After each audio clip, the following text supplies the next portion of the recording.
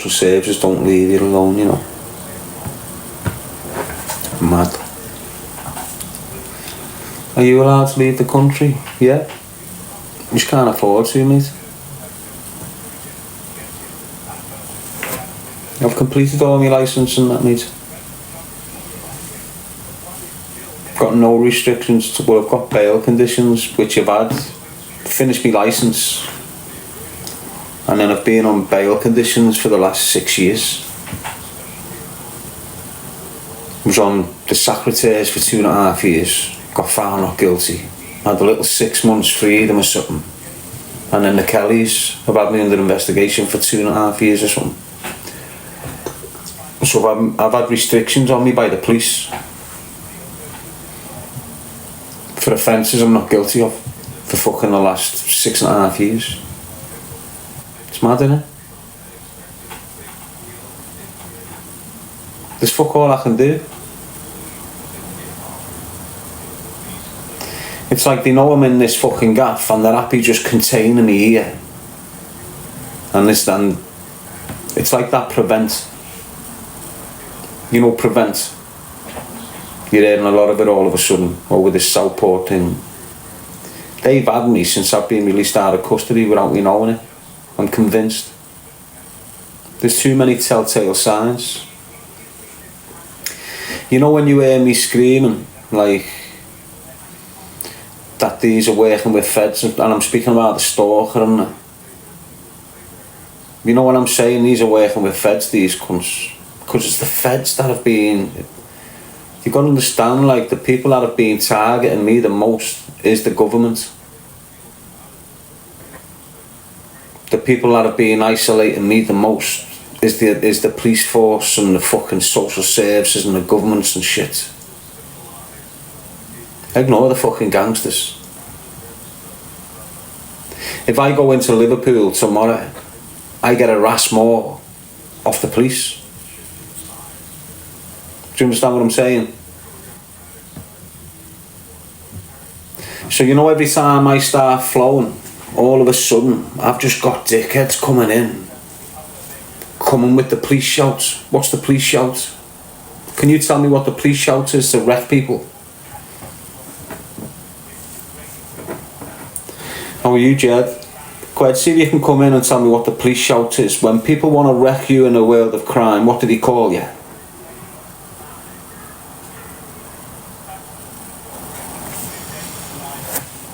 How are you, Snook? They call you a snitch. They call you a grass. That's a police word.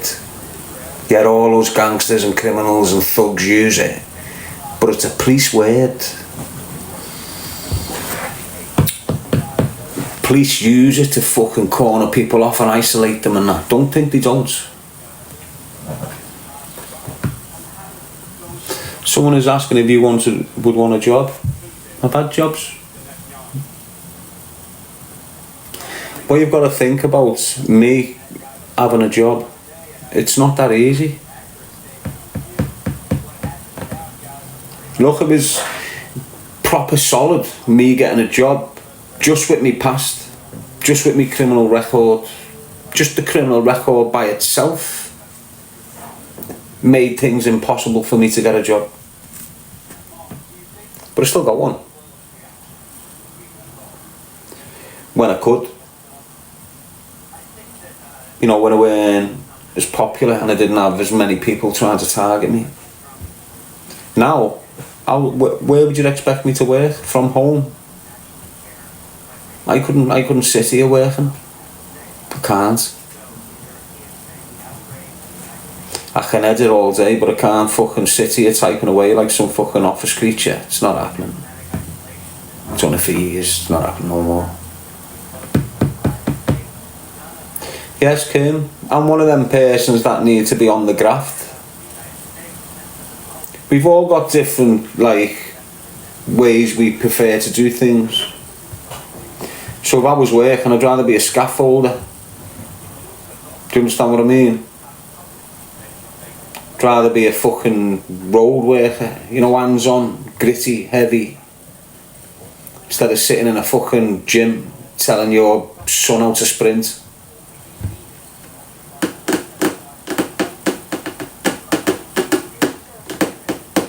Do you understand what I mean by that?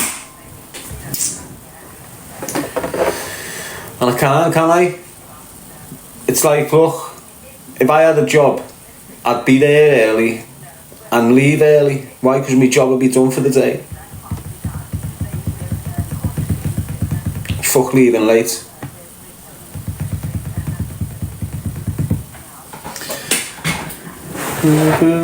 But I'd be there on a flash. You know, you'd have one of the best grafters in your fucking gaff if I was there. Just like I was when I was working with them fucking, on them vans. I was one of the best grafters there. I was treating it like a fucking, like a workout every day, me. Get myself tired. So I used to get up. So I get out of jail. Instead of having a normal release procedure, they transfer me the day before my release day from Forest Bank. No, the Friday before the Monday. They transfer me from Forest Bank security ship out to Preston Block. Put me in Preston Block. Don't give me no clue, no phone calls, no nothing. 5 o'clock Monday morning, take me to reception. 4 suits there. Major investigation team. With a thing called Billy Bob. This is what they call it. Billy Bob. That's what they called it. Don't know why. And it was a GPS tracker, not a tag. I was the first inmate in the country to be released and given a GPS tracker on his ankle. I was the test case for it. So I've got these coppers, they put this fucking big GPS thing, not a tag. A tag is, you've got a perimeter. And if you go past that at a certain time, it sets alarms off. GPS is basically like your car, sat nav on your ankle.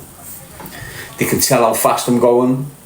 They can tell if I take a phone call on my phone. They can tell if I've had drugs or drank. All this just off this big thing on my ankle. And I had to sleep with this shit in the hostel and all this. Massive. So they bang this on my ankle and take me to Blackburn. Put me in this horrendous fucking hostel. Now I'm in there and I'm on strict curfews. And it's a secure probation hostel. You've got bail hostels, then you've got probation hostels. Now in the bail hostels, you'll get like your drug dealers, your thieves, your addicts, coming out of prison, getting put in these hostels. In your probation hostels, you get your serious violence offences and your serious sex offenders. And these get locked. These have got gates, cameras, and at 11 o'clock at night, they'll lock you in and you're not allowed out. So I'm in there because I'm MAPA 3 Tier 4 and there's only 2% in the whole country that's at that risk level. So I'm in this gaff. And it's horrendous. It didn't take me long to work out. There's got fucking suspects in here. So I'm on the phone outside on the yard, like the front way. There's all them fucking things. I'm getting dragged in the office going, you'll get sent back to prison if you use them words. I'm like, wow. So they're threatening me. Now they're forcing me to fucking, in this hostel you got to dine and all. And when it's tea time, they expect you to go down, sit in this diner. I've gone in there, just look round when you messing. I'm not fucking living with this. So now I'm getting persecuted by these. So the only way I can get out of this hostel sooner is if I get full-time employment. This is what they've said. So they knew I'd never get a job. But to shut me up, they said, the only way you can change this is if you get full-time employment, then we can look at moving you out of the hostel. So my brother was a manager in this fucking firm called Kelly's round Liverpool, contracted out with Virgin Media. You're laying all the cables and shit. So he's managed to speak to his boss, and his boss has given me a full-time job. Now the probation and the police couldn't believe the fucking ears. Don't know why, don't know who these Kellys was. They must have been someone mad. Because now the head of Merseyside Police, the main man, the head of probation and all this, are now calling this fella who owns this big fucking company to a meeting with them and asking him to justify why he's giving me a job. They just don't want me to crack on with my life, the feds. So now they've got this big boss, Ian's boss. Ian's a manager for his boss in this big company who works alongside Virgin Media, laying them cables. So it's a massive company up and down. You might have heard it, Kelly's fucking load. They've got them in Birmingham, Nottingham, all over the country, right? But they're based from Liverpool. So what they've done, they've got him, the main man on that, and said, we want a meeting with you, and tried to convince the boss not to give me a job. Instead of going, well, you're doing a great thing with this man, they're trying to convince him not to give me one. But he just fucked him off, turned him around and went, no, I'm going to give him a chance. I know his brother had a bad name, he's been one of my best workers. I'm giving Darren a chance, I don't care about his past, I'm giving him the go. So now I've got a job, full time, and I've only been out of prison for 3.5 months. So within 18 weeks of me getting out on an 18-year prison sentence, I've gone into a full-time job. Now in them 18 weeks, when you get out of prison and you've done long term like me, you automatically, you've got grants available to you. Clothing grants, furniture grants. They'll put you in flats and all this shit. You get that for nothing when you've done a long-term sentence. Well, you're meant to. So I've got the ball rolling to get all these grants and the benefit system rolling, so universal job seekers allowance and all this. I needed all this because I'm fresh out of jail, I haven't got fuck all. And I've got to get this, I've got to pay keeping the hostel, taking £200 off me a month, all mad shit going on there. So as I'm waiting for this, I've got nothing about to have a crisis loan off the government or whatever the fuck they called it, you know, to just sustain myself for a bit. But then I've got me job, so automatically the hostel cancelled me claims. So I never got no help off the system at all. Now I've got this employment. I'm getting picked up at 7 o'clock in the morning, but the gates on the hostel aren't unlocked till 8 o'clock. And the doors aren't unlocked till 9 o'clock. Why? Because the suspect's in there. If the gates got opened at 7:30, they'd go out and go to the closest school. So they'd keep the suspects locked in at certain hours of the day, so they couldn't go to the schools or watch the kids going for the dinners. Mad.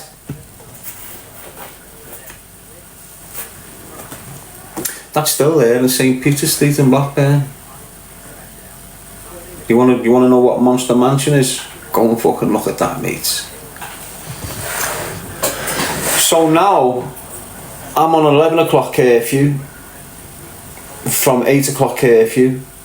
I've normally got to sign on at the office twice a day, you know, so But now, because these fellas are coming from Yorkshire, because that's where they've been placed, Yorkshire to work, you have fellas coming from Halifax and Bradford and that in the work van. These scousers and these bosses are sorted it all with these kids. So they're coming to Blackburn, picking me up 7 in the morning, getting back on that van, going back through Snakes Pass and all that, ending back up where we work. Working all day, finishing at 6, and then having to drive back home. Sometimes, depending on what Snakes Pass and everything was like, I'd be getting back at 11:15, and the gates would be locked down and all this. So after a few weeks of that, I'm starting to say to them now, well, how the fuck do you expect me to reintegrate into a community when I've got no free time? I'm waking up, I'm getting in a van, I'm driving up there, I'm working my arse off, I'm getting back, I'm not even getting no time to ring, no time to go shopping, no time to this isn't working in this place, you need to let me move out. So they were forced then to let me move. And what they done was, got a map and draw the triangle on the map. And it was in St. Helens. So not the whole of St. Helens, just like a portion of it. They drew a map around it and said, okay then, You can live anywhere you want in that triangle. I've said, sound, when can I go? I said, oh no, you've got to go and get your own place. We don't help you now. You're working, all this is you. You're moving out, you need to find your own place. You need to go and get a landlord. This is all 4 months after me getting off double figures. I haven't got a clue. I haven't got a fucking clue. But I managed to phone a landlord, go and see her. And it was a 2-bedroom house in Moss Bank. Now I'm working, but there's this mad tax thing that I don't know what the fuck it is, where I'm working for 30% of my wages for a year or something. And they're taking all this dough off me because I'm a new worker, but I can reclaim it down here somewhere or something. So I'm working for 6 months straight on this 30% ban. So I'm in this van with these kids. And every month let's just say every month they're getting $2,000 and I'm getting 4 ton. But I'm working like a cunt. And I've got to pay my own rent on this gaff. But I'm doing it. I'm paying 4 ton a week or something. I'm paying me the property, managed to get it. I've got no furniture. It's a 2 up, 2 down. I've got a couch that's already there. I've got fuck all else. They've given me a probation hostel in St Helens Town Centre. I'm still MAPA 3 Tier 4. And I've just got nothing. Can't contact no one, can't go to Liverpool. I'm just getting picked up, going to work, coming back. All of a sudden, about 30 or 40 lads got laid off and I was one of them. So you're classed as self-employed with these people. So they'll just lay you off and then, do you want to go? And then lay you off and then... Now I've been laid off and I've got rent to pay on this house. I can't pay it. And now this landlord's coming round going a month, then another month. So I'm on probation going, look, I need help here. I'm going to end up getting kicked out. Will you get kicked out, you've got to go back to the hostel. I'm not going back to the hostel. Will you have to go back to prison? So I'm in a bad, shitty, mad situation. So now I've had to start up the benefit process again. But because where I started it ages ago and I cancelled it a few months before, now I'm starting it again. There's all mad entanglements going on, so it's just delaying and ringing me for questions, then we'll be in touch. All this mad shit going on just to get me housing benefit kicked in, so I don't get kicked out. But anyway, it's dragging it. So now, for the landlord to get me out, because she needs her monthly money, she's got shit to be doing. So for her to get, I didn't like being in this fucking position with her. You know, I promised her at the beginning, don't worry, I'm not a rat. I won't shit on you. I'm not like the others, you know, just fucking thinking, yeah, I've got a job, I'll be able to pay this shit. Lost my job, yes, sigh. And then she's came in and condemned the boiler. Said there was a leak on the boiler, which gave her the lawful right to take it out the house. So now I'm in an house, the lecky's being cut off.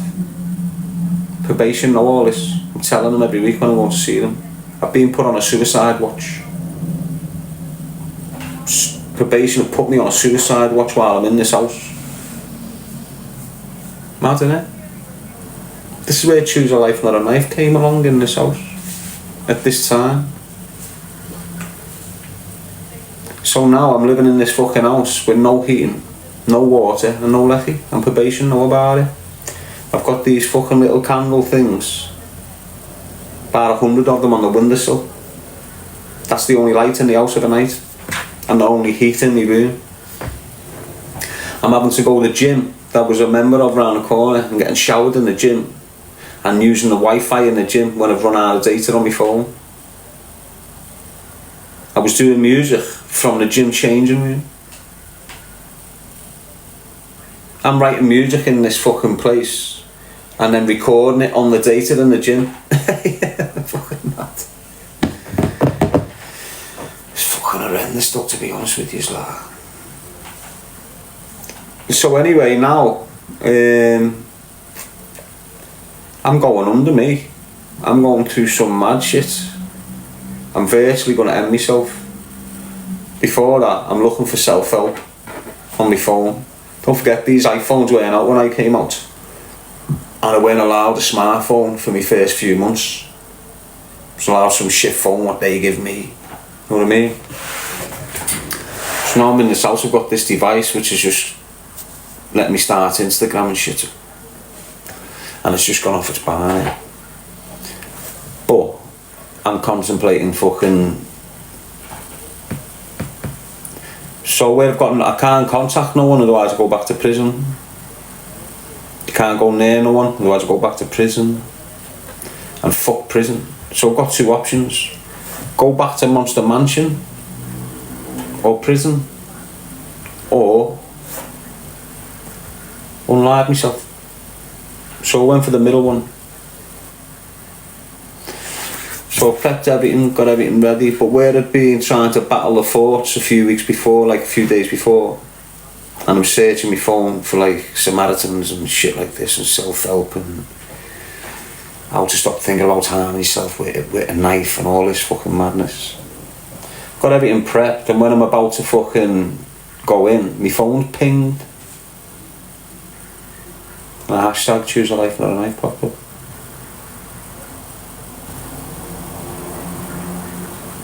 Made me think away from the blade that was next to me on the bed.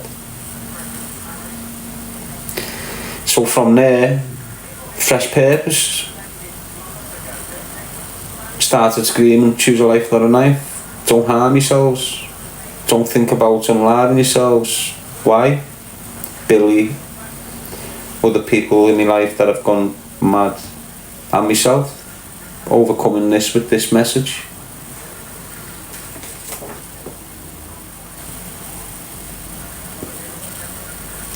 So that's where it started. Choose a life, not a knife.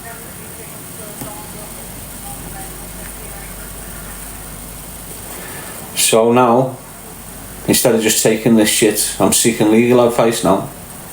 Straight to a solicitor's. Just woke me up. You know the shit I went through. As soon as when I saw legal advice, bang, someone from the probation service has come round the house to inspect it. And just went, shit. What the fuck? How long have you been like this? They see it straight away. So what they've done is went out to this charity called NACHO or NACHRO. It's meant to help ex-prisoners. And they had no housing in the area, so what they've done is gone out purposely and got a house and redecorated it for me. And it was in Piggott Street in St Helens. And I'm just buzzing that I'm not going back to Monster Mansion or prison, that they've got me accommodation. Do you understand what I'm saying?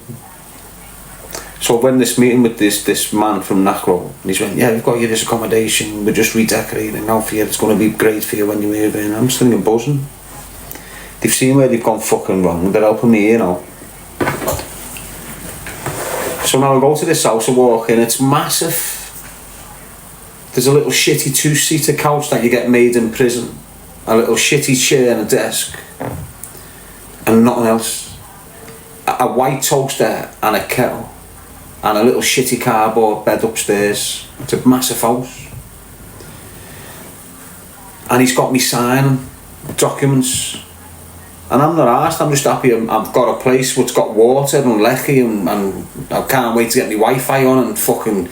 Do you understand? The last place I've just been living in with no water, getting showered at the gym for months. Cunts just left me to it like rats. So I'm just there, yeah, sign, not realising what the fuck I'm signing for. I'm signing for the toaster, the kettle, the table, the fucking table and chairs. And they're billing me like 15 quid for the toaster every week. Fucking £10 for the kettle. Fucking £25 for this two-seater. And I don't know, I've signed into this contract with them. So now I still haven't got my job. And the benefits is kicking in and starting to pay the rent on here. But now I'm on my last 6 months of my fucking licence. For the last year, I only had 18 months licence. So in 6 months, I can get to my Mars and just fuck this house off. So I've lived in this house for time, and then my licence conditions was up. I knew the tenancy was so many years, but I weren't staying there, I was fucking off. I just signed documents. So on the day, on the 20th, soon as it's gone 12 o'clock onto the 21st, I'm out the gaff. I'm going to Liverpool. I haven't been allowed there. I'm going. On my way down there, I've thrown the keys at some kids. You know, the lads on the street with Alex went, there's a house there. It's got everything you need in there. You've got a couple of months. Give them the keys, fucked off, got on with my life. And then fucking 3 years down the line, I've got a letter from Nachlo saying he owed them £5,500. What for? That fucking house. Now, I'm blacklisted because of Nachlo. My credit was sweet when I got out of jail. I could probably go and get a phone on contract. But this fucking charity has wrote me off. So what's happened is the bill, I think it was something like 12 tonne. I owed them 12 tonne for some reasons. The toasters and this. I hadn't paid for 2 months, you know, when I'd left. So I owed them 1,200 quid. But I didn't know because I've been getting shifted all over the fucking place, you know, with shit that's gone wrong with me. And then eventually I'm at somewhere and I get a letter off them. Oh, it's a bill for like $3,000. And I just go, fuck you, cheeky bastards, blanket. Then I moved. A year later, that $3,000's for. Thinking, wow, now it's not these, now it's another company. So what they've been doing is every time they try to case me for this money and they're not getting it, they've just passed it on to another security company that's put the bill on me. So something that was 2.5 bags fucking 5 years ago is now 5.5 bags, nearly $6,000, because I haven't paid it.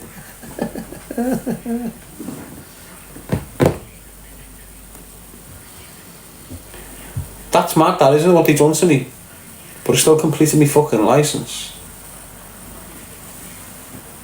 Honest mate, anyone else in that situation would have unlied themselves or went and robbed to get money for gas and lecky.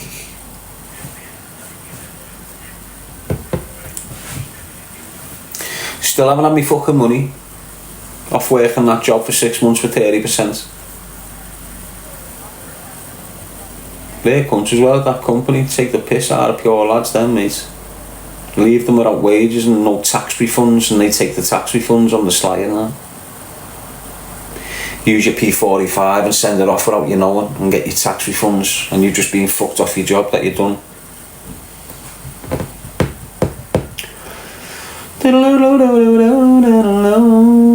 So here I am here.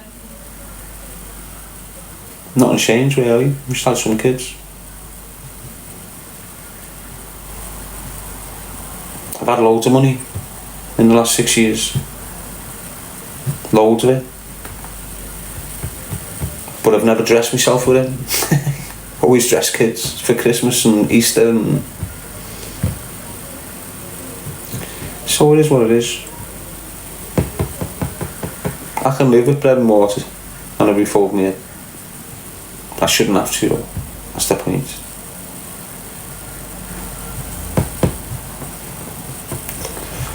I think I've been punished enough for my crimes, haven't I? At least fucking let me have a little fucking bit of a lifestyle, isn't it? I know I've got to do it all myself. It's always been a fucking case since I was a kid. The social workers reports, the fucking criticising all my education, but giving me independency, fucking top marks. Oh, Darren can dress himself by himself, get himself to school without any help from his parents. So it's obvious I've had to stand on my own 2 fucking feet all my life, and it's always going to be the case, isn't it?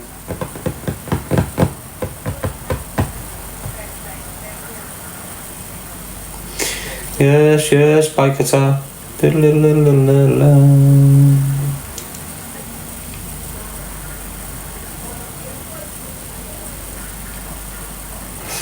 I ignore the trolls.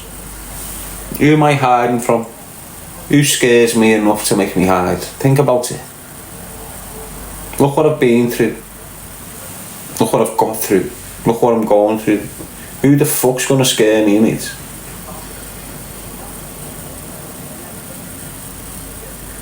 If a man with a belly on and a gun pointed at your head can't make you shit yourself, no one can, lad. Trust me on that.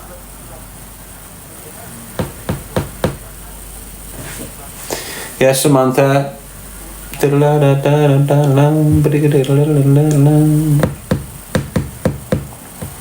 I'm more scarier than them when I'm acting like them.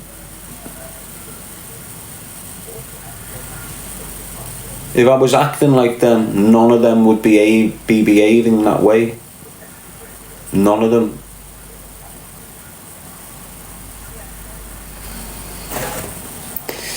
If I start acting like them, I'm just going back to the way it was, early 2000s. And that's the last thing I want to be doing.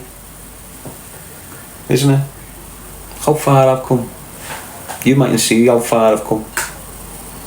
Because you're just looking at me in a room.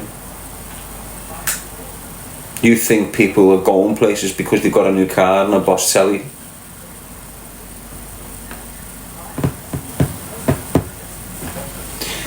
We've all came far, some of us have got the willpower to change, and a lot of us haven't. And with that willpower to change and them efforts of change, it's not just your environment or the people, it's your mind, it's your thoughts, it's your feelings, it's your empathy. All that changes with it. So now, the way I used to think like shit, like all them silly cunts do, now I don't think like shit. Likes have changed.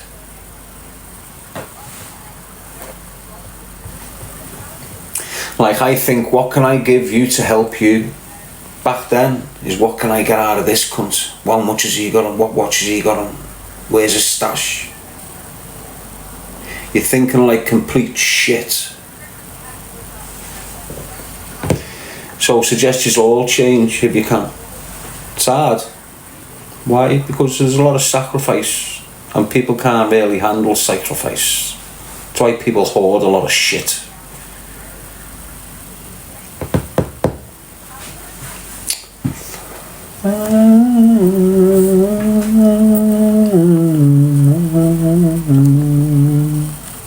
Let's get rid of this little creature.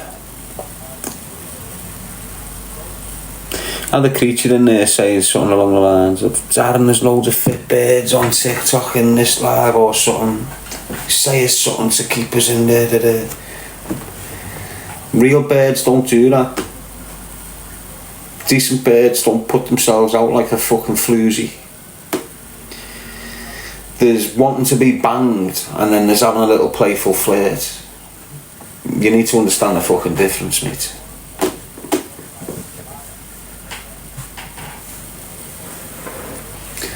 Keep it real, keep it real. She wasn't fit. Doesn't matter if they're fit, mate. They can have the best body in the fucking world, but a man like a rat. And that's what matters, mate. The mind on the woman, not the fucking body.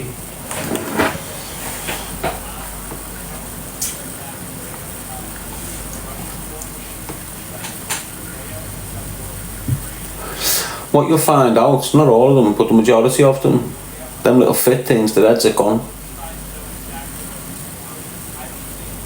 Honest. They don't even know how to look after the fucking man these days. Feel sorry for half the young lads because they're picking the wrong type of bird, mate. Just getting their heads fucking battered from an early age.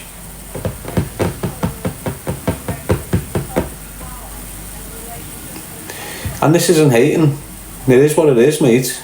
You've got girls, young girls, acting like men in relationships with young lads. It's not good for them. Not good for them young lads.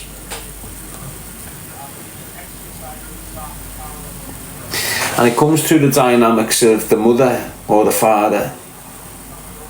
So, if you've got a mother that's being treated bad by father, or she thinks she has, or she believes she has, or she's just ended up coke sniffer, fucking hating cunts, blaming everything on dad. Dad can't handle it. This is just one. Loads of different dynamics. This is one. Dad can't handle it, fucks her off. Can't handle a little cokehead going out with her mates doing all mad. Jogged on. She's kept the kid. She's got the daughter on her fucking waist everywhere she's going. She's bombing round here, kids in the pazzy. Sitting with her mates over there, kids in the pazzy. Every conversation that's going on with this coke fiend, pissed, high as a kite. Kids sat next to her. Everything that's coming out of her mouth, that cunts, I hate men.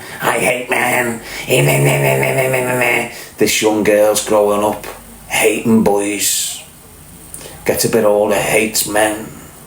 Now she's in a relationship trying to treat this kid like a piece of shit. Why? Because of ma. It's the way it works. It's not me hating, that's the dynamics of it, that's the psychology of it.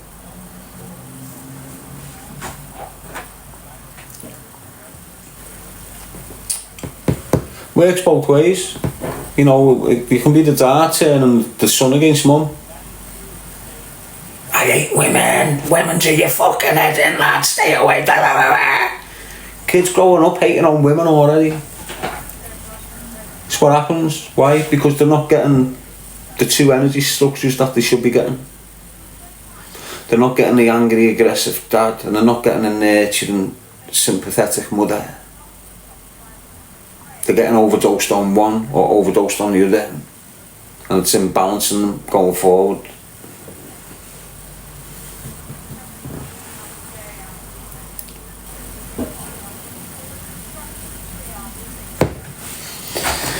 Well, some of you will understand this, some of you won't, I'm not really asked. Rebecca is saying, I've got a 15-year-old boy and this worries me.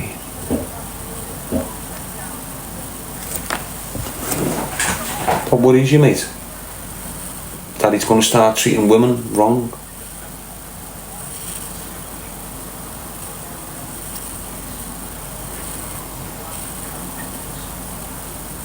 There's loads of lads treating, there's loads of young lads, there's loads of men treating women wrong, and there's loads of women treating men wrong. And it's all deliberate. Not on behalf of the women and men. You know, they're just going with the men to go with.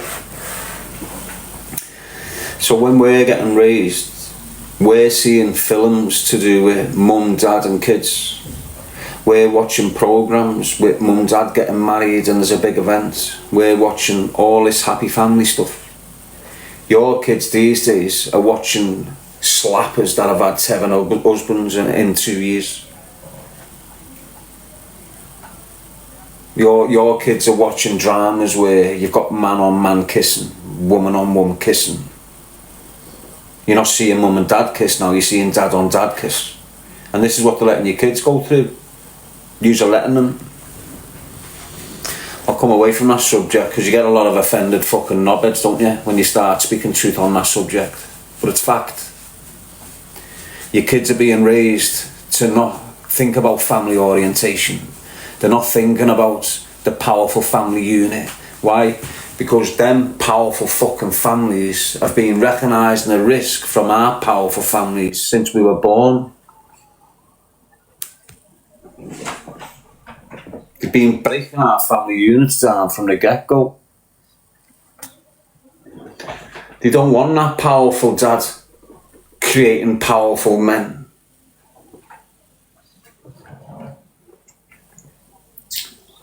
They could see just how powerful and strong we was becoming as a unified group of men and women, family orientated, looking after everyone's kids.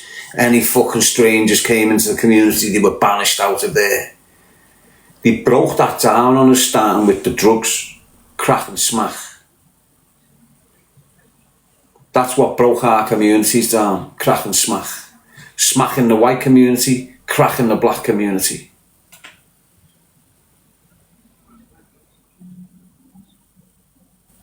early 80s, that's when shit started going wrong for us. So what you see now, as a result of this bullshit, is up and down the country, you're seeing white lads, black lads, and half-caste lads fucked with addictions, sitting outside shops, thieving, doing madness because they're fucked off the drugs. But you're not seeing that Pakistani kid down there, are you? You're not seeing no one from their communities fucked with addictions, eyes. Why? Because it wasn't put into their community. It was put into the white and the black community deliberately. Why? Because we were fucking powerful as fuck. The government couldn't contain us. So they broke us.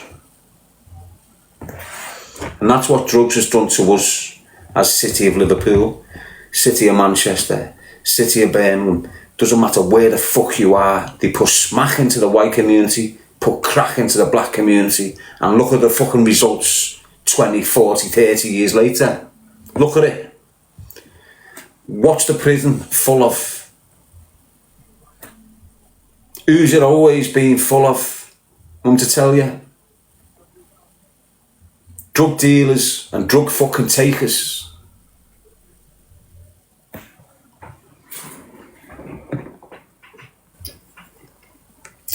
And that's what they've done with us. What comes with that? It got dads full of addictions. It got dads having to go out commit crimes. It got dads having to sit in jail because of them crimes. What did that do? Left the family very fucking vulnerable, skint, poor. En masse, in the thousands, within a year, crack and smack done that to our communities. You had neighbours kicking off neighbours' front doors and robbing them. This had never happened. You had houses getting burgled on your street. Never happened before. All of a sudden, you've got dealers. Never had a dealer before. Now we've got dealers with guns who are killing each other. Wow. That was rare. Now it's fucking a commodity. It's there every day now. Look at what drugs is doing to us as a nation of people.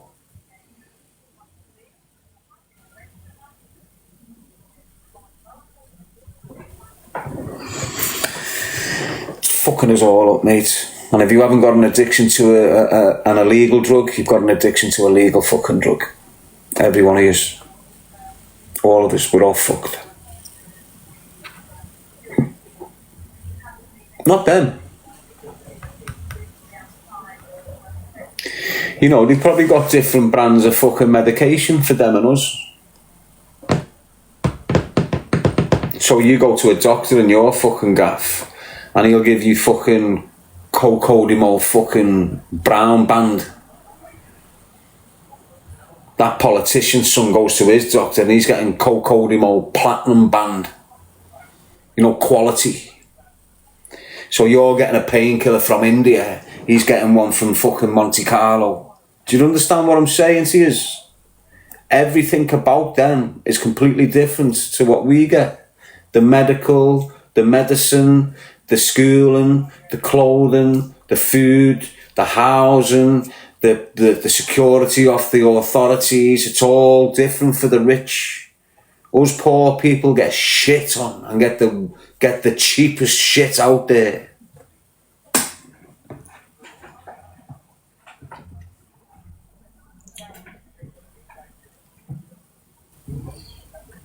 Honestly, you need to wake up, lad. It's always going to be about the rich and the poor here.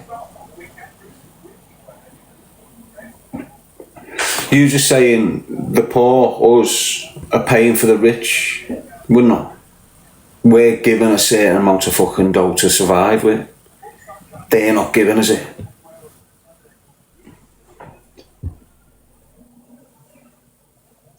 They're given a budget and told share that evenly, but they're not, are they? They've been putting most of our budgets into the immigrants, haven't they? That's why you're seeing everything crumble around the country. It's because the money's getting took out of it and thrown at the immigrants. So now everything's suffering in the country.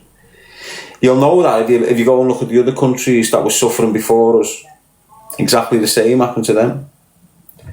The country started going to fuck because where the immigrants are accommodated, there's pure millions and billions getting pumped into it from other areas.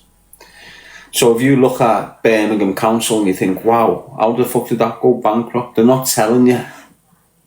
You know, the majority of it is to do with housing and immigrants and shit like this. Same in Liverpool. They don't tell you, but it's like years ago, you know, when COVID started, you had like Britannia Hotel in Birmingham, in COVID. You had 3 hotels on Broad Street, and then you had one smack bang in the middle called Britannia, and every one of them was getting coachloads of immigrants put in them in COVID. Not after COVID, during COVID.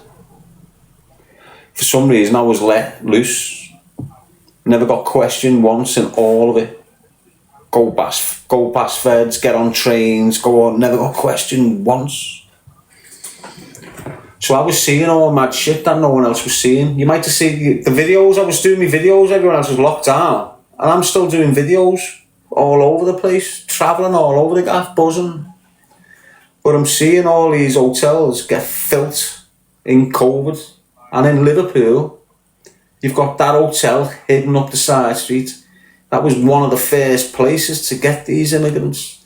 And you're seeing that vicinity of Liverpool, I'm not lying to you. In the last 5 years since that's been going on there, the allegations of rape are through the fucking roof. And I don't mean allegations, I mean serious offences of that have been going through the roof in Liverpool. And, yeah, the government have been protecting it. Every other week you're hearing of a girl or a boy in Liverpool having that done to them in that vicinity. Granny Gardens. I noticed this straight away, the risk. You know, because I'm fresh out the box and I'm looking and going, wow, these are fucking dodgy suspects, how are these just sitting next to these girls and shit? So I'm aware of it, me. I've been walking through Granny Gardens and seen 2 girls sat there, 2 scouse birds. They must have thought it was a fucking wrong or something like that. I'm just like, I'm in Liverpool for a few hours, I've got to get back to St Helens. And I'm on my way for a scran in the train station. I've got a few £100 on me. And it's getting dusk, and I'm aware of this fucking Granny Gardens. You know where the museums are in Liverpool? Right facing, you've got this garden called Granny Gardens, or Grandstand Gardens, or something like that. And there's pure horrendous mad shit going there with foreigners and all that, based in there, pissed and doing mad shit to girls walking home. So I've fucking got on these 2 girls and went, what the fuck are you doing? What are you doing here? Boom, boom, boom, boom, boom. Do you want to go for some food? But I'm not asking them to come with me for food. I know it sounds mad. But I've said to them, do you want to go and get some food? Thinking, look, get you out the park, get you in a fucking restaurant and get you a taxi home. So that's what I've done. I just took them over to this restaurant facing it. And they must have been thinking I'm going to have food with them. But they were young girls. Now listen, the reason I'm bringing this up. So I've done a good deed there, haven't I? A few months later, the rats tried to get these girls to come across like I'd been grooming them and trying to get in the fucking knickers. When all I'd done was took them where Granny's Gardens is, right facing it, you've got this all meat place where you can go in there and get all these different meats at one fucking... It's a posh gaff, but I've just took them in there, paid the bill up front, and left them there. And then I could get off there and just get on my train. Because I just couldn't fucking... It was like, go back to them, no, I'll leave them. Go back to them, no, I'll leave them. And I just went, fuck it. Do you just want to go for a scan news? I'll pay for it. Get in there.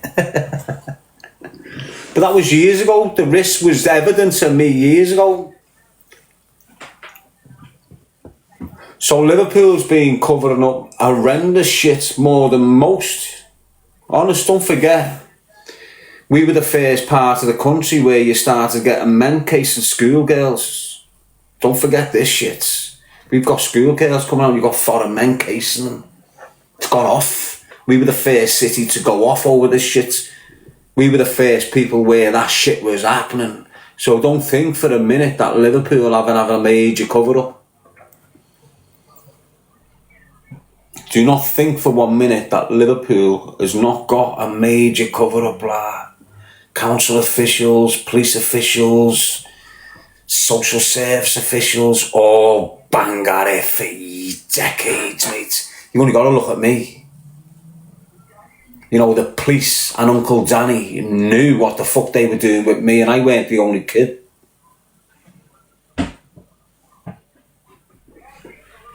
You know, I had a major fucking copper getting me in a car and taking me to Uncle Danny's. So don't get your head in the shit. Don't think for 1 minute that your government's honest and truthful and not ever harmed or participated in the abuse of children in your fucking cities, because they have. The only reason these gangs in Rotherham and Bradford and all over the fucking country have got away with it is because they had male politicians with rent boys in compromising positions. And the gangsters from back in the day was blackmailing these MPs, the likes of Michael Howard and shit. They all got blackmailed back in the day in Liverpool, all of them. So don't think for a fucking minute it doesn't happen today. Joe Anderson has closed numerous inquiries down when it comes to the abuse of children, and no one's got a fucking clue about them. Why? Because it's a major cover-up by Labour.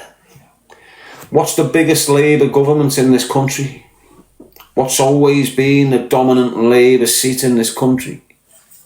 Liverpool.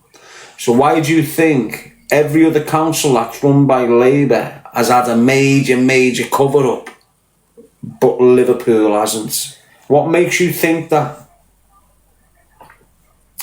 The first ever Pakistani market in this country was in Liverpool city centre in St John's Precinct on the 2nd floor. It was open for a full decade before, out of the blue, from nowhere, it was shut down and no one was told anything. Why? It was shut for years and years and years. Just shut. Not even another shop opened. There's reasons for that. You just had the new market open up, didn't you? A couple of years ago, opened it back up, didn't he? What was it full of in there? Who was running the market stores in there? Okay, so why is it shut down all of a sudden? And you're trying to tell us it's because of bills? Talk your shit. It's been happening again. Been happening fucking again.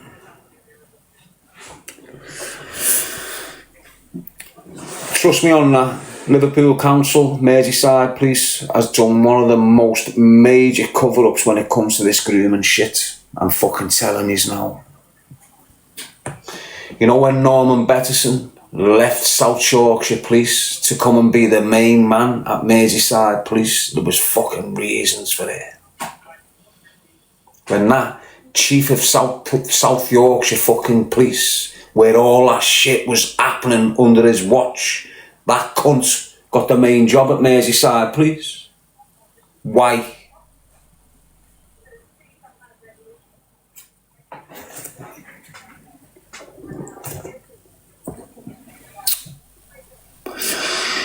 Silence is 100% correct. Systematic abuse from royals, both churches, police. What it is, lad. So as I say, early days, you had MPs that liked young boys, and back then days you had loads of rent boys.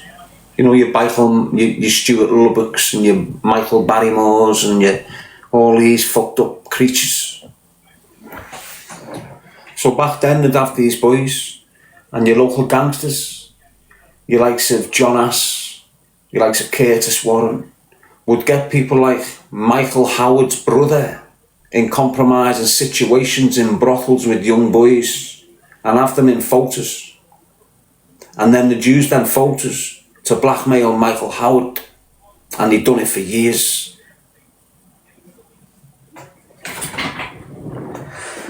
Fact. So don't think it doesn't happen these days, like. Liverpool's the worst place for it, honest to God. Think about it. Liverpool hasn't been mentioned. Why? Why won't we talk about what's gone on in Liverpool, mate? Because it's next level response.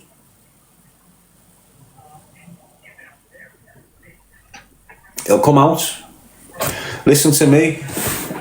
You know that Pakistani market in Liverpool, in the precinct? You had girls from Yorkshire working there looking fucked, wearing makeup to make themselves look older. You could see it in their eyes, they were fucked. You had a place in the precinct called Storm. Don't think for 1 minute it wasn't happening there. When you had Storm, you had another shop over in the corner and you'd always see them little fit blondies looking fucked in the eyes. Yeah. Don't think it weren't fucking happening, because it was. And there was women working in that Sam's, in that Storm, who was involved in the shit. Older women. Knew exactly what was going on in that stock room downstairs with these young girls. And it still happens today. And I'm not fucking lying. This isn't me hating on anyone from Pakistan. I'm telling you how the fuck it is. Not all Pakistanis are that way inclined. The ones I'm speaking of was and still are. And now I mention it to you Scousers, you'll start thinking, wow, I remember that Storm. I remember them young girls in there getting spoken to like shit by that kid.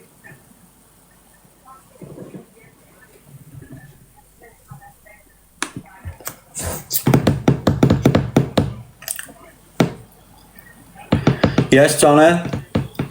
Storm is a clothing shop in St John's Centre. It is, yeah. Same people have owned it for since it's been open. And it doesn't matter how much fake clothes they get out of there. They just pay the bill and keep the shop open. But if you go back to the early 2000s, 99, 98, earlier, you will understand what I'm saying. You will know. You can recollect what I'm saying. And there's a reason. You know, think about it. Think about what I'm saying. Where was the first ever mosque in this country?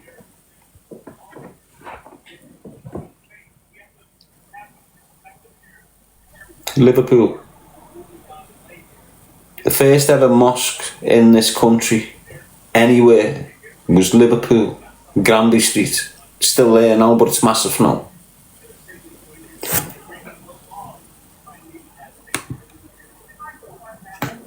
So, if you've got a load of people that practice the faith of Islam coming to a country and you've only got one mosque in the country, where are you going to direct them immigrants to? Exactly. Not the one you're seeing now, that shit one on West Derby Road. That's not the one I'm referring to.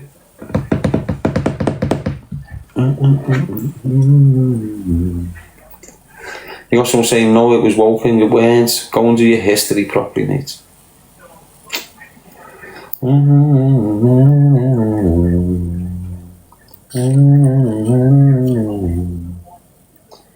The first ever imam in the whole country was Scouser.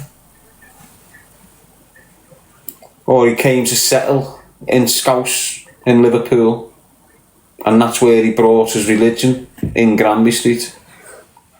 It's a fact, mate. I don't need to fucking try and explain that fact to you. I don't even know how I fucking picked it up, but I was reading deep on all sorts of shit years ago in jail, and I come across that. I was like searching for where was the first mosque in the country, and and it came up Liverpool. Do you understand what I'm saying? So it's a fact. Yeah, let's just do it now. Let's see if I can find it now.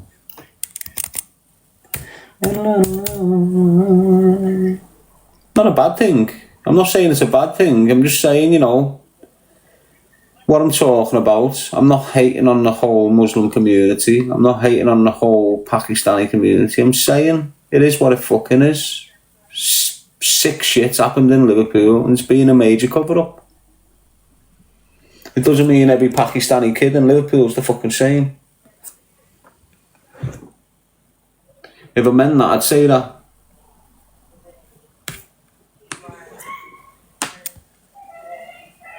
Oh, we've got the screamer. She's at it again. Can you hear her? The screamer.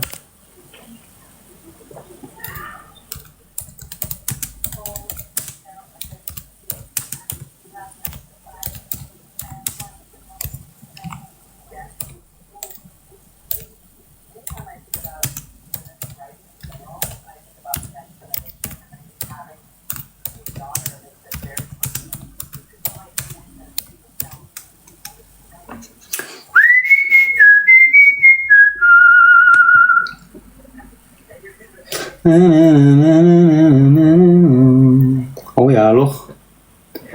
Now it's saying something different. It's saying Woking. The first purpose-built mosque in the UK was the Shah Jahan Mosque in Woking, established in 1889. Right? The first purpose-built mosque. Okay? I'm talking about the first established mosque. So listen. The first purpose-built mosque in the UK was the Shah Jahan Mosque in Woking, established in 1889. While there was a mosque established earlier in a Liverpool terraced house, the Shah Jahan Mosque is recognised as the first purpose-built one according to the Open University. So it tells you there, while there was a mosque established earlier in a Liverpool terraced house, and that's the one I'm speaking about,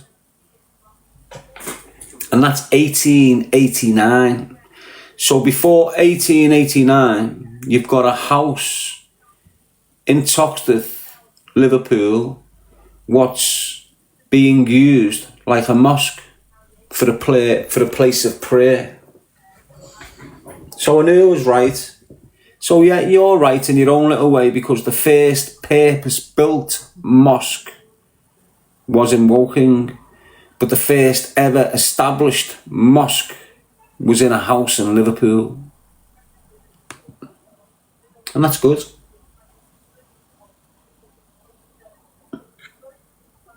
The first mosque in Britain was actually established in a Liverpool terraced house at 8 Broughan Terrace by Abdullah Quilliam. Abdullah Quilliam Mosque is what you see on West Derby Road right now, isn't it? That new mosque. See that Scouse imam who was pivotal in the protest of calming shit down and that.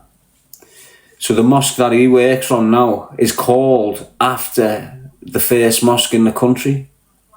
Abdullah Quilliam. I'm sure that's what it's called. The one on West Derby Road.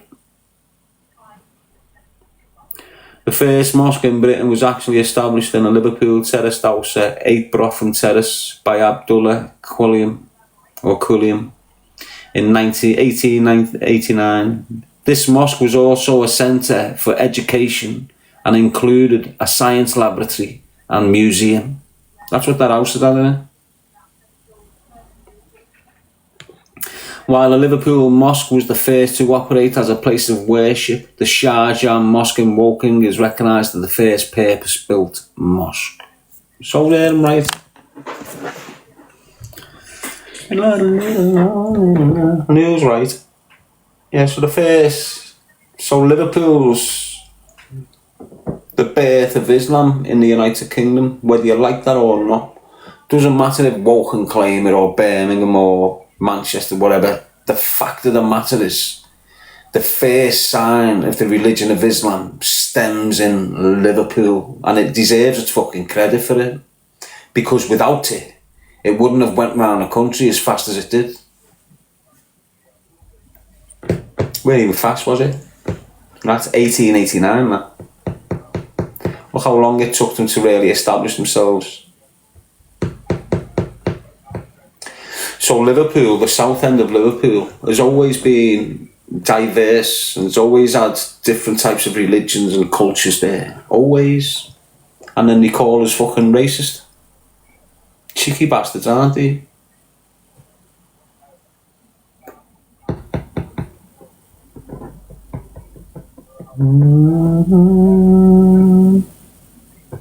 So all you fucking Muslims around the country, instead of travelling to fucking Mecca once a fucking year, you should be going to that mosque in Liverpool. Understand where Islam began in this fucking country, because it began in Liverpool. No matter what, Liverpool gets the credit for Islam in this country. Why? Because that's where it came from. By Mr. Quilliam, Abdullah Quilliam. Professor Abdullah Quilliam.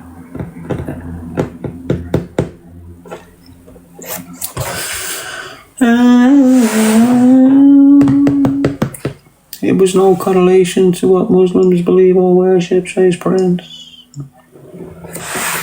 Look.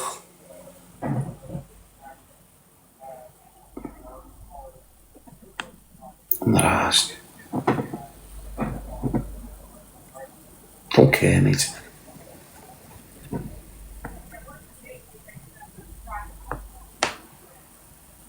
If you're a fucking wrong and you're a wrong un, aren't you? Look, you've got loads of Muslim lads that don't even read the fucking Quran. So how can you say they're fucking monsters? That's what you're trying to imply, isn't it? That's what you're trying to imply. Because they read the Quran and the way Prophet Muhammad lived his life, they're all... Loads of them don't even read the Quran. So what the fuck are you on about? In this day and age now, especially in the United Kingdom, it's what the government wants. They don't want staunch Muslim kids. They don't want staunch Christian kids. They want moderate Christianity. They want moderate Islam. So in this country, you've always had millions of kids born Christian, but they've never read a fucking Bible, but they'll represent Christianity. Early, you didn't have that with Islam. But now you have. You've got kids born into Islam but not practicing it. So they're Asian, you've got the beard, they look full fucking Muslim, but they're not practicing shit. Well, they'll have a spliff with you. They'll have to get pissed with you. These are 21st century Muslims, and this is exactly what the Western government wants. They want 21st century Muslims, and that's what they're creating. By letting strict Muslims come from strict parts of the world, coming to this relaxed Western fucked up place, have a go at the culture, feel the culture, get involved in the culture, start losing their strict disciplinary ways and start fornicating and doing all crazy shit in this culture. Sending all them people in them strict Muslim countries videos of what it's like, causing murder in them countries. Now all them Muslims want to live like these. And this isn't the way to be living. The way we live is not the way.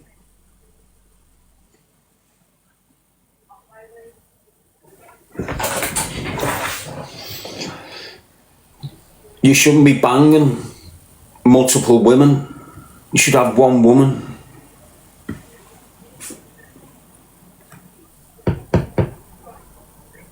You should have one family tree. That man there shouldn't have a kid to her.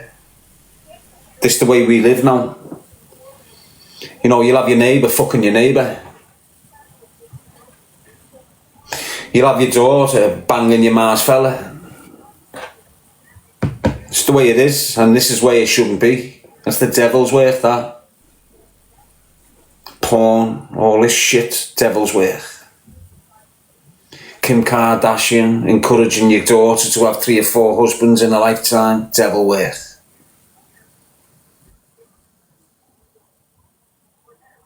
Birds like Bonnie Blue going viral, getting all this, getting all that, blonde-haired, blue-eyed bird, encouraging your blonde-haired, blue-eyed daughter to be a slapper, devil's work.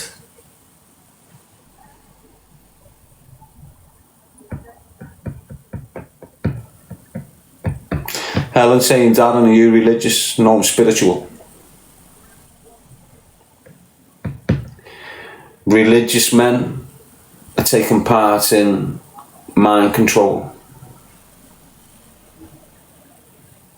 They just don't know it. Why? Because their mind's controlled.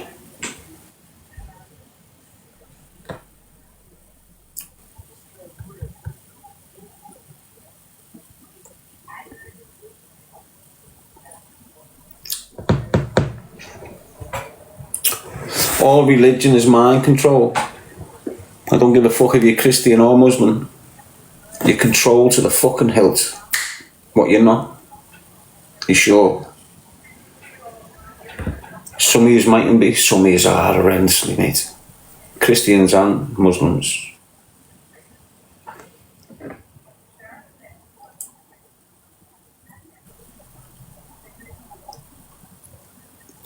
So me as a spiritual man, I'm guided not by man's word, but by God's presence.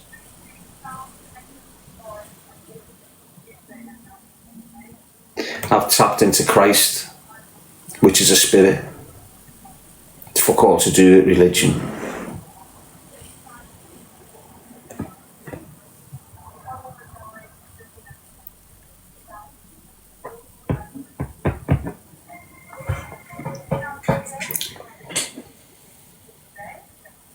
It's fact, it's the way it is.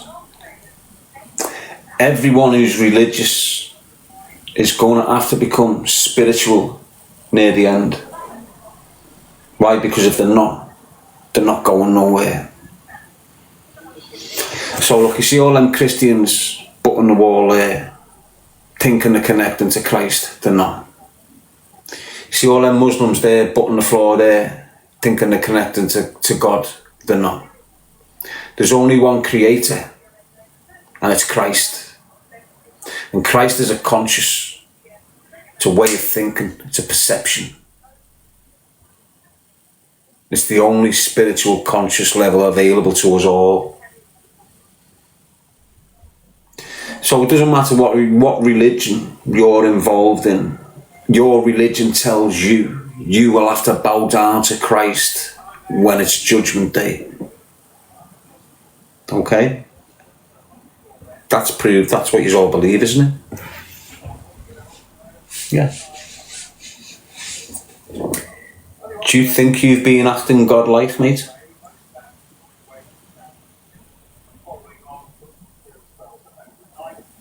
Do you think believing like that, behaving like that, conducting yourself like that, do you think Christ is going to judge you acceptable for the afterlife? Is he fuck? Why are you not thinking like him? You hate women. You harm children. Why the fuck do you think you're getting up into heaven? Why do you think you're going to paradise? Your energy's dirty as fuck. Your spirit's dirty. You're going nowhere. Everyone thinks there's going to be a big eclipse and we're all going to get judged on this one particular day. And we're all going to have to kneel down in front of Christ. Let me inform you all now. You're in the space of judgment. There's nowhere else you can go as a physical entity. The only places you can go from here is a spiritual entity. And if you're not connected to the right spirit, you're remaining here like a fucking ghost. You're not going to where you should be going. Why? Because you're not connected to the consciousness of Christ. When you're connected to the consciousness of Christ, you don't need the Bible or the Quran to tell you when you're breaking the rules. You don't need this book or that book to tell you how you're feeling or where you're going wrong. When you're connected to the consciousness of Christ, which isn't Christian or isn't Muslim, it's there for everyone. It's a universal power. And you're all able to connect if you believe. You believe in stories of fucking men that no longer exist. That's why you're getting lost. All of yous. All of yous have got the ability to connect to this consciousness of Christ. I'm telling yous fucking now, I've been screaming at yous since it's happened to me. And once you believe in the consciousness of Christ, the Spirit of Christ, not the body of Jesus. Jesus was the body of Christ. Christ is the soul. Christ is the energy. Christ is the spirit. Christ is the consciousness. And if you're thinking down here, you're thinking like the fucking devil. And if you're thinking up here, you're thinking like Christ. Christ is risen, they say. But he didn't disappear. He just risen above your fucking head. It's a spirit. And you can connect. If you believe in the Spirit of Christ, really, don't just put a rosary bead round your neck and think you're a believer, because you're fucking not. You've got to really go in and believe in the power of Christ, and that will work out that you're a real believer. And it'll come along, you'll send a signal that you really believe and you really want to know, you really, but I believe in this. That's it, you're connected. Bang. Your spirit's connected to the consciousness of Christ. And what does it do? Starts fulfilling you.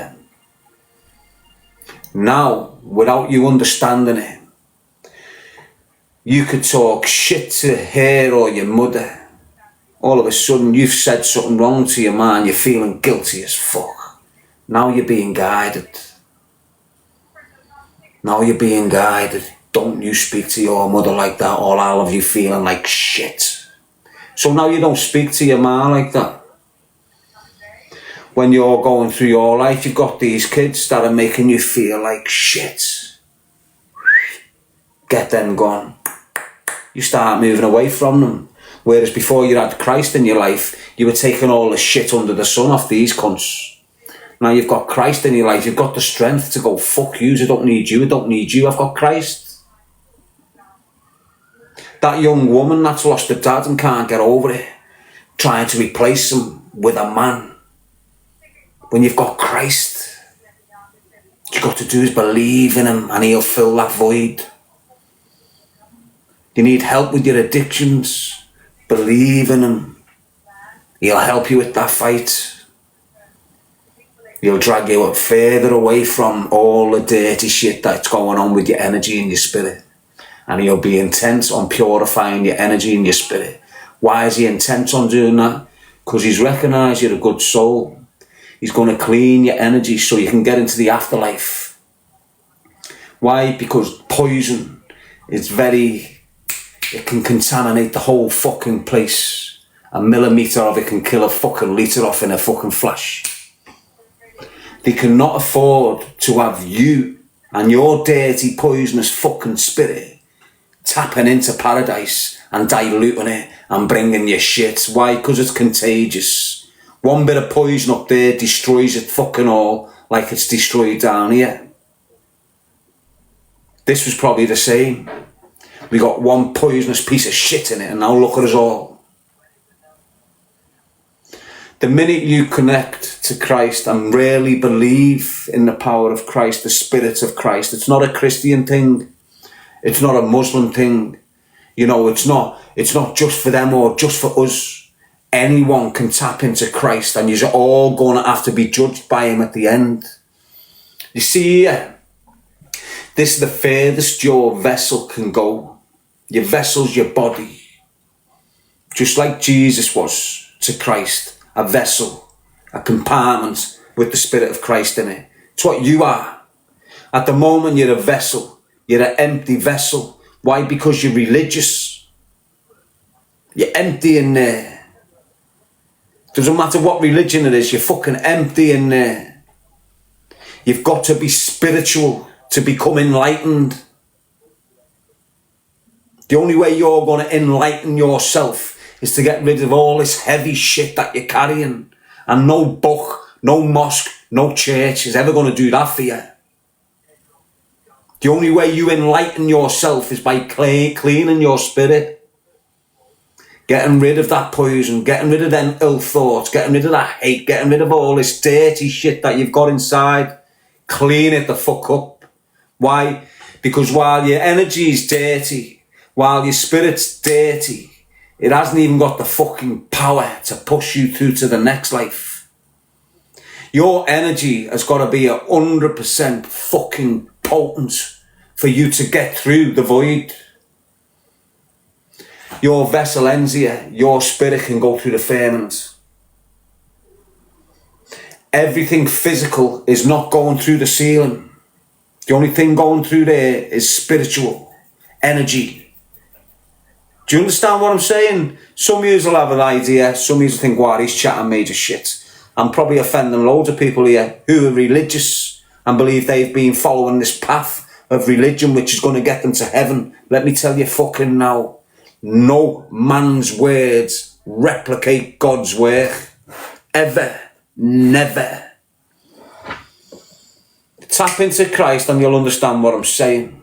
You'll put your books down. Why? Because you'll be guided by the presence of Christ. Not a word of God or a word of a prophet. You'll be guided by the presence of Christ, and in my mind, Christ is God.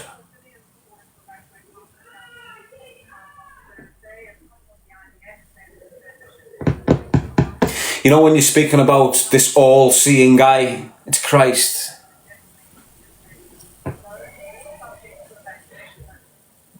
Without Christ, you've got no perception.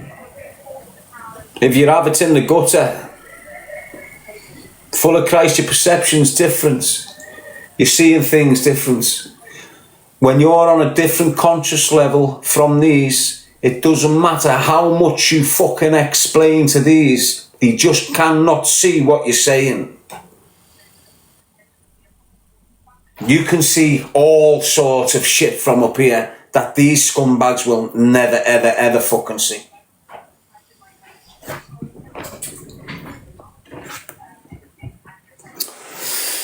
Listen, people say you're tripping and all this. I don't care. My little process, I'm telling you what I'm going through. That's it. I'm just telling you what I go through. This is my little process. Yeah, I was staunch Roman Catholic. You've only got to look at my fucking body to see how staunch it was. I turned me back on the church. It is what it is. The church is an introduction to Christ. You are introduced to Jesus, so Jesus can introduce you to the spiritual aspect of Christ. A lot of yous aren't leaving when you're meant to leave and go on your personal journey with Christ. Yous are stuck in a fucking church wondering why your prayers aren't being answered and you've been praying for 20 fucking years. Church is a place of introduction to the spirits of Christ. That's why he's called Jesus, Holy Christ. Jesus, the body of Christ. Do you understand?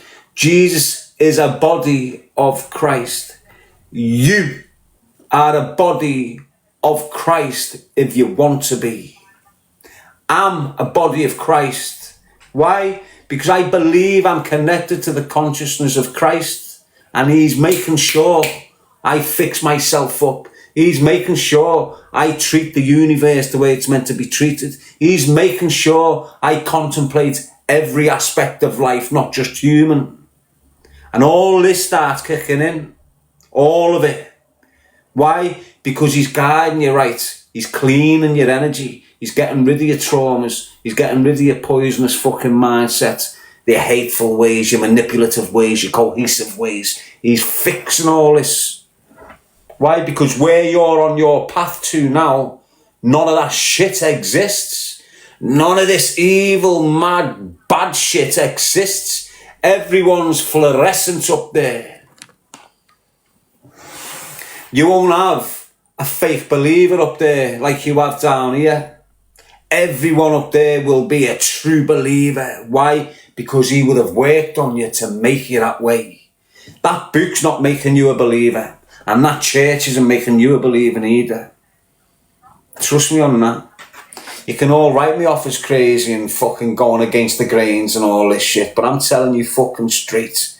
The only truth in all your religious fucking books is that you will be judged by Christ. He's judging you now.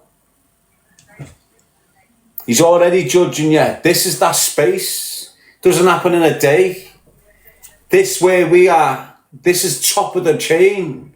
This is top of the tree. Your body, your cars, your houses, they don't go no further. The only thing that passes through here is what's inside you. And depending on what spirit you've been focused on, depends on where the fuck you go. If you're thinking like Christ, you'll go to the consciousness of Christ. If you're thinking like Satan, which mostly is fucking hard due to your religions, you go into that place of fucking hell. If your life's money orientated, if your life's cheating, if your life's hurting people without them understanding, this is you on the road to hell. If you're thinking that way, you need to snap out of it and start focusing on this. Why? Because this is going to get you to paradise. This is going to get you to the afterlife. This is going to get you eternal life through the Lord Jesus Christ.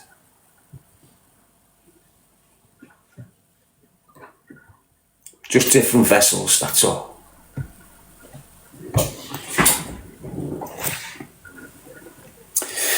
Anyway, people, hope you're all good, regardless of your religion or if you're not. Me, I'm more of a believer than any religious man. I don't give a fuck what you say. When you're connected to the consciousness of Christ, you're going through a magnificent, scary, sad, exciting process. But right the way through it, you're being fulfilled and you're being enlightened. All your troubles are falling away once you get on this path I'm on. All them stresses, all them idiots that are coming at you, you are now fucking bulletproof. Why? Because you're not alone. Why? Because you've got Christ by your fucking side. You don't need no army. You don't need no man. You don't need no fucking woman. You don't need no fucking dog. When you're fulfilling yourself with the Spirit of Christ, believe me, He'll get you through anything, any worry, any trouble, any pain. If you've got real belief in the consciousness of Christ, you'll be all right. You'll go to sleep, you'll wake up, you'll be back on top of the fucking world. Trust me. Peace out, L5. Shout to see you in the morning. Don't like that number on there. 666. Peace.